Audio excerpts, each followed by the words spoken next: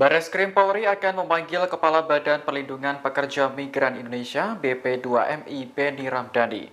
Pemanggilan ini bertujuan untuk mengklarifikasi pernyataan Benny soal sosok berinisial T yang disebut mengendalikan judi online di Indonesia. Karopenmas Divisi Humas Polri Brigjen Truno Yudo menyebut pemanggilan terhadap Benny dijadwalkan pada Senin 29 Juli 2024. Polisi ingin mendapat informasi lebih mendalam terkait sosok T yang disebut sebagai pengendali judi online di tanah air.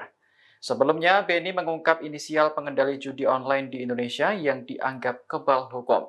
Hal itu disampaikan saat acara pembekalan komunitas relawan PMI di Kota Medan pekan lalu. Menurut Benny, sosok berinisial T itu sampai membuat Kapolri dan Presiden Jokowi terkejut.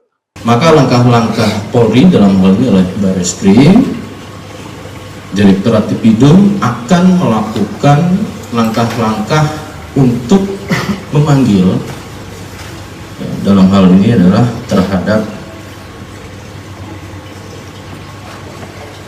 Saudara